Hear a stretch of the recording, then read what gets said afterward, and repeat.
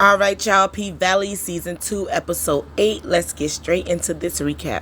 Okay, so we gonna start off with Autumn, the owner. Okay, so she's sitting in this diner, and this commercial come on about Andre, because y'all know when people be running for mayor and stuff, they bring out their little dirty secrets. So Andre has said that his daddy was dead, but his daddy is alive and in prison on death row for a murder, child. Now we flip to Andre, and Corbin is cussing him the fuck out because he is mad. He like, I'm paying for this campaign. You supposed to told me all your little dirty secrets. Like, what the fuck is going on? Now then, Pastor Patrice, because y'all know she going for mayor too, her dirty little secrets get aired out too. And they were saying that she was a hoe and blah, blah, blah. And baby, she was like, yep, I was sucking dick. I was a hoe. I had to do what I had to do. Now I'm a woman of God. Ooh. So Corbin had went to his brother, the little white boy, and was telling him like, oh, you so low for this. We ain't digging up daddy little dirty secrets. And his brother told him, you are daddy's little dirty secret. You know the fuck what, child? Read if I ain't never heard one. So Andre's just sitting there watching his commercial, right? He just going through the motions. And Autumn, the owner, she had came through with some moonshine, because y'all know how side chicks be. They got to make everything okay, right? And so he said that he don't want to know the real story about his daddy, and he wanted to be better than him. And Autumn like, you are better than him. And she was like, you gonna be the next mayor? And he was like, nah, that dream is over. And she was like, you was such a punk. Like, you gonna let these white boys bully you? And he was like, no, but my wife was right. And she was like, well, don't make your mistress wrong. And then they start talking about when they had sex, and he was like, I never had sex that way. And then this bitch started crawling to him again, talking about, do you want to do it again? I said, girl, get the fuck up. Autumn, get the fuck up. Child, he said it was memorable, but he was disappointed the next morning because he wanted to wake up next to Haley. And she said, baby, I can't give you Haley, but I can give you Autumn Night. Child, she letting you know through the door she don't want you like that. And she don't want you like that, and that's on that. Okay, y'all, so Keyshawn had met up with Autumn at this little diner, right? And she was like, I don't have long, right? And she was bringing Autumn her and her kids' birth certificates so Autumn could get them some passports, right? And so Autumn was telling her, like, when the Pink reopened, she want her to be the headline. And she was like, what? And she was like, Derek gonna get all the money off the flow so he can agree. And she gonna get all the money from the door so she can take that money and get her and her kids up out of here and never look back, right? And so she was like, okay. And she was like, yeah, I looked up Haley Cohen, and they said that she drowned in Louisiana. And Haley was like, yeah, I'm sitting here drinking coffee. So basically the bitch faked her own death, which we already knew that, right? So Keyshawn go back home, and Derek bought her some new heels. I said, you know what, White Ike, we is over it. And he trying to put them on her, and she like, baby, they is too small. Like, I done had 2 kids, my feet got bigger. So now he punching himself in the goddamn head, talking about, I can't do anything right. I can't do nothing right? And so he like, I'm changing. I'll do whatever you want, give you whatever you want. I'll buy you a car. But ain't you broke, nigga? Ain't you broke? And he on his knees like he finna fucking propose, and he just crying and shaking the shit. And so she said that she want to go back to the Pink, and he was like, only bad things happen at that place. And she was like, well, that's the only place I feel free. And so he was like, okay, child. She was just smiling and grinning like, yeah, I done got this nigga. Child, until he beat your ass again, because why is you still with him? Like, I'm so over them. I am over them, child. Like, I am not. I can't. Like, I can't. So, y'all, Autumn, the owner, had went to see the white lady, Georgie, who offered her the $5 million for the Pink, right? And she tell her, like, I want $10 million. And she telling Autumn, like, you need to take the $5 million, like, period, point blank. And Autumn, like, well, you can't build the casino without me. And she was like, no, baby, I can't build the casino without the people. $5 million is my final and last offer. And Autumn walked out, and she was like, you know, if you walk out, the deal is off. And Autumn was like, I know what I'm doing. I see you at the polls. So now she done went back to the Pink, and she want to see Mercedes' new dance routine, right? Even though Uncle Clifford like, nah, she not ready. Child, Mercedes in that bitch struggling. Like, don't know what the fuck is up, down, left, or right, child. And I'm like, yeah, you not ready, but I got somebody who is ready.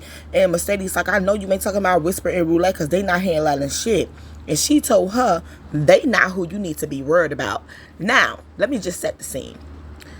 Diamond, hey baby daddy, and Big Bone is in the DJ booth, all hugged up, kissing, all type of shit, right? So Autumn was like, you know, they not who you need to be worried about. And watch Keyshawn like, yeah, I'm that bitch. Baby, Diamond whole face went white.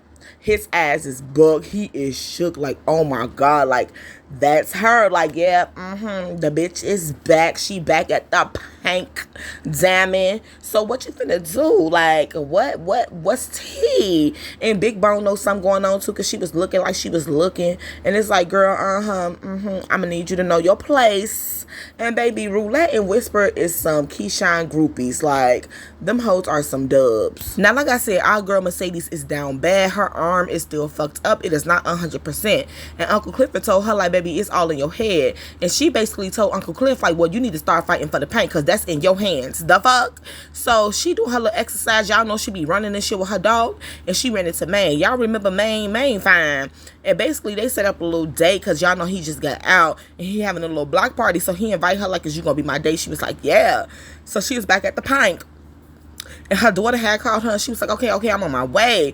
Child Shell, the stepmama, found out about the abortion, and she was like, you took her to get an abortion without a guardian permission, and I know your family give away babies, but we handle our business in this family. So basically, she wanted the little girl to have a baby. And so Mercedes was like, why you think she came to me and not you? And she told her, well, if I'm opening up my legs recklessly to little boys, I guess you be my first choice too. And she was like, Shell, cut the Queens of Comedy routine. Like, why the fuck you think she came to me? Maybe because the person that's supposed to be taking care of her always passed out naked, drunk with a bottle in their hand. Oh! So Terica was like, okay, we finna go home. Like, she took her home because Shell was drunk, of course. So Mercedes had went to the block party with Maine Chad. And this is where we find out that Maine is CFC.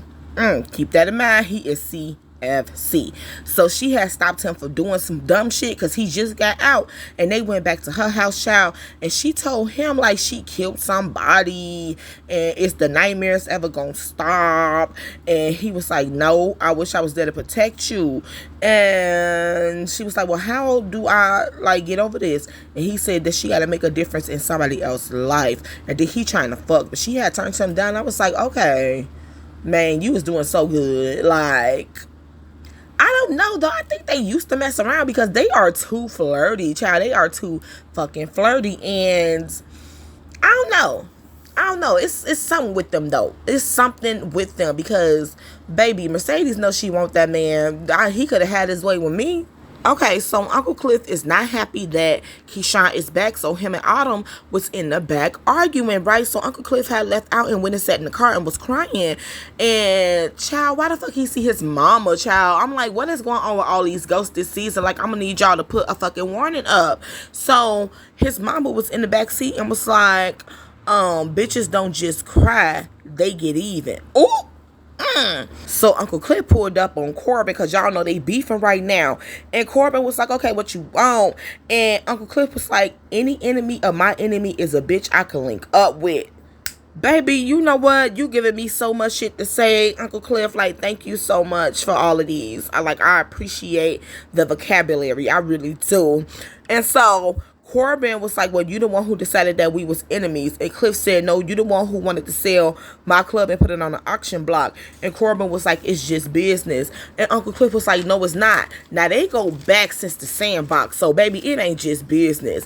And Uncle Cliff told him, like, you think your brother gonna give you all this power, but you got all the power that you need. And, baby, we got a new rule 7629. If you can't get to the water, sometimes you got to bring the water to you, child. And so he went to his mama grave and he was crying, said that he fell in and that he is just praying that Grandma Ernestine is going to be okay because she's still in the hospital and it still ain't no update on Grandma Ernestine. But like I said, y'all know how I feel. Grandma finna get the fuck up out of here. Now, during the little conversation between Uncle Cliff and Corbin, Uncle Cliff told him, like, it's easy to get past the Patrice out the race. She just want money. And so he gave her ass $10,000 to drop out the race, child. And she said that she started this campaign out of spite, but the Lord has shown her all the good that could come from the mayor's office, right? And he was like, is that really what you want? Is that really the poor pit you want to be in, baby? And he gave her ass a brick of money and told her ass it's more from where that came from. Ooh! And he walked away. And she had that money, was looking at that money. She wanted that motherfucking money. Okay. Now, these hoes Whisper and Roulette getting drunk and high in a motel room. Now, y'all know the dude Terrence, the one who said he want to taste Whisper and he will pay her. He on his way. And Whisper third eye is telling her something is not right. So Roulette was like, girl, it's just nerves. Just take this coke, right? So they two in and booing. So Terrence come and he ready for Roulette to get the fuck out or she gonna join, right? And she was like, no, I'm here to make sure ain't no funny business. And if I leave, you leaving, right? Okay. So Terrence eating. He down there acting like it's his last supper, right? And Whisper is just a moaning and a groaning, and it was so fake. And Roulette was in the bathroom playing fucking Candy Crush, okay? And they done. He give her the money. He short $200. So she tell Roulette, like, you know, he short. And so he gonna say, this bitch can't even moan, right? She wasn't even worth it. If she want more money, I'm gonna need her to do more, right? And so Whisper was like, oh, you should be lucky that I was even able to fake an orgasm. You could tell you ain't never pleased a woman in your life, child. And this nigga start choking the fuck out of her. Do you hear me? Like, literally choking the fuck out of her. And next thing you know, Roulette put a gun to this nigga head and like, you want to play a game? We gonna play Russian roulette. Child, she done pulled the trigger on herself. She done told Whisper to strip this man butt naked, got on his knees. She made him open his mouth and she make him suck on this gun. I was like, you a gangster bitch, I can't even lie. And she was like, now show us how you wanted her to moan. And he's sitting there moaning and groaning with this gun in his mouth. Oh my God. And she told him, you got dick sucking lips. And they ran out the motel. They done stole this man's car and everything. And she took his car to Duffy to get it stripped and whatever. And Duffy was like, oh, this ain't gonna come back on nobody. And she was like, nah. So yeah, they stole the man's car. Now, baby, let's get into a little murder because, baby, listen, okay. So y'all know he getting his hair done because he got to switch his color, got to switch it up. And he back black with murder in the back of his hair. And Uncle Cliff is doing his hair. Like, where you going? Who you trying to look good for? He was like, don't worry about it. You know what I'm saying? Like, mind your business, right? And so Uncle Cliff was like, you know, you got a lot of secrets and I ain't going to be one of them. And Lil Murder was like, I thought we was past all that shit. And Uncle Cliff said, just because you gave a bitch some olive branch, some olive branch booty don't mean we passed it. And Lil Murder said, baby, this was 100-year-old. He told Uncle Cliff, I don't know where you been. He's like, I don't know where you been, what you been. They just go back and forth, where you been, what you been, right? And Lil Murder said, if I was anywhere, it was protected. Was you? Uncle Cliff ain't had no answer to that though. So Lil Murder was actually going to see Big T body, child. And Woody is there. And I'm like, Woody, what the fuck is you doing there? And Woody is a fucking mortician, child. I said, you know what, nigga? You a jack of all trades. I'm gonna leave you the fuck alone. And Lil Murder basically confronted him about Rome. And Woody told him like he deserved that shit, had that shit coming. Like it was gonna have to be you or him, and it wasn't gonna be you on my watch. Like he was a rapist and he was a hater. The nigga had to get gat, period, right? So Woody brought up the sex tape and Lil Murder tried to deny it. And he was like, nigga, we seen it. Like Keyshawn seen it. And so he was like, I was 15 and I had to do what I had to do for money and clothes. Like a nigga can't judge me. And he was like, boy, ain't nobody judging you. So he like, what if Rome already sent the tape out? And Woody was like, well, if he did, I handle it, don't worry about it. Okay, so now they at Big T funeral and they is burying him with all the diamonds and the gold in the room. And Lil Murder wrote him a song, he don't want to let the casket go. Okay, and they get on Instagram or whatever the fuck they was on, and they see the dude Pico, the hating ass nigga Pico. He is claiming that he is the one who killed Big T. Now Pico is CFC, so Pico CFC, Maine is CFC. Okay, so they OG, Lil Murder them OG, like, nah, somebody gotta handle him. Like, he can't just piss on another man's grave. Somebody gotta teach him a lesson, right? So the dude Pico was at the store late night, right? And then he walking along, chucking along, right? And he talking to his son like, yeah, I'm on my way home. I love you too. I see you when I get there. But baby, no, you won't, because Lil Murder, baby. This is why they call him Lil Murder, child. He came up. And the dude was like, I don't want no trouble. I was just talking because he beat me up in front of my boys and blah, blah, blah, right? And he begged Lil Murda like, my son finna be 6. I got a baby on the way. And Lil Murda was like, Tyson, right? He was like, yeah, my son Tyson. And he was like, I'll let him know that his daddy love him. When I tell y'all, he lit him the fuck up. He lit him the fuck up. Lil Murda was not playing, baby. Don't play with him. I said, oh, so you really be out here committing murders. Okay, little homicide.